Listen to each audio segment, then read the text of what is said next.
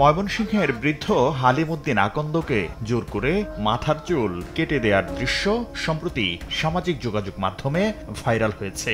পরে প্রতিবেশী ও স্বজনরা জানান হালিম উদ্দিন পাগল কিংবা ভবঘুরে নন, সুফিবাদের নকশেবন্দিয়া তরিকার অনুসারী। আমার বাবা কিছু কবিরাজি করে, মানুষের যারাফেরা করলে তখন আমার বাবা লোকজন ভালো হয়, কিছু টাকা পয়সা দেয়, কেউ দেয় না, দিলেও সে জোর করে রাখে না, না দিলেও সে চায় না। হালিম সংসার বিরাগী নন, তার আছে সন্তান সন্ততি।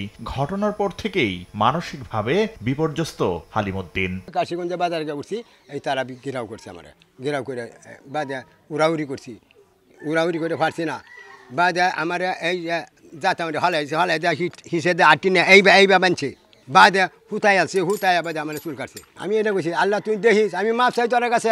শুধু হালিম নন, বেশ কয়েক বছর ধরেই দেশের বিভিন্ন স্থানে ভবঘুরে পথিক ও সন্ন্যাসীদের চুল কেটে দিয়ে গোসল করানোর ঘটনা ঘটেছে। সমাজবিজ্ঞানী ও অপরাধ বিশ্লেষকরা বলছেন এ ধরনের কার্যক্রম মানবাধিকারের লঙ্ঘন। আর ইসলামী চিন্তাবিদরা বলছেন জোরপূর্বক কারো চুল কেটে দেয়া ইসলাম সমর্থন করে না। তবে যারা এসব কাজে জড়িত তাদের সবাইকে সামনে না এনে শুধুমাত্র একটি নির্দিষ্ট গোষ্ঠীকে ট্যাগিং করাকে ইসলামোফোবিয়া বলছেন তারা।